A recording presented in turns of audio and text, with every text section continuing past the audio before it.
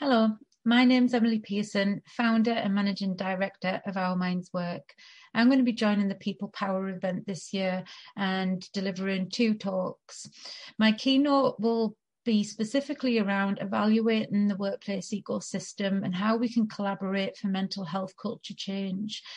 I've worked in health and social care for over 20 years now, and work has always been focused on why, when people were experiencing their darkest moments and concentrating on what they needed to help them to thrive, the first place we look in social work is their environment and how we can improve the ecological systems where the causes of oppression have led them to the point where health and social care interventions were required. Our Minds Work actually take this understanding and bring it into the workplace where we can take the same perspective. We can look at our teams, our departments, the whole organisation and how they all interact with each other and view them as a living, breathing ecosystem instead of a product machine focused on outputs. This means we're able to shift our mindset towards inputs and nurturing a person environment fit to develop occupational performance and engagement. A human workforce requires a human solution. My keynote will also provide you with a new perspective on creating a mentally healthy workplace. I will be talking about the Our Minds Work ECO model, which stands for evaluation, collaboration and ownership. And this is how we work with organisations to create culture change. And I'll be explaining our culture change progression model framework to explore further the understanding of the workplace ecosystem and how creating a mentally healthy workplace impacts the ecology of the whole business. One of the parts of how to create a mentally healthy workplace brings us to our second talk. This is more of a workshop-based talk, and it's about how to develop today's leaders for tomorrow's workplaces. Mental health in the workplace has continued to grow, and not only because of poor mental health being on the uptick.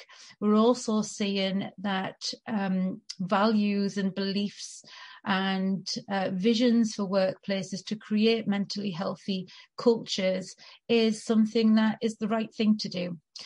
Over 25 million people in the UK spend a large part of their lives at work, so it stands to reason that a psychologically healthy workforce and a supportive work environment will benefit staff and employers alike.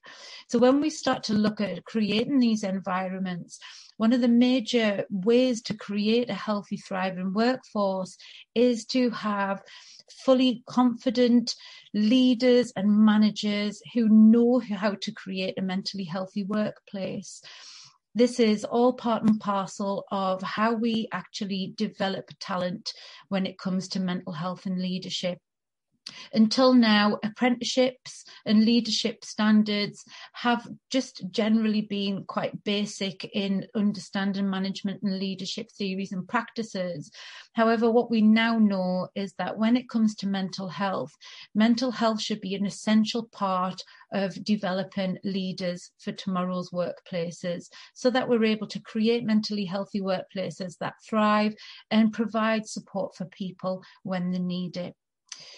We've seen the movement for workplace mental health over the past 5 years. They've really pushed the message that culture change is required to reduce psychological injuries and create mentally healthy workplaces so that we can provide holistic support to help develop a human workforce that is engaged and can thrive. However, until now, no one's actually provided the level of leadership and management training required to create mental health culture change. And I like to show this or evidence this in an activity that one of our employees who was doing an apprenticeship did. They were all asked to make a paper hat.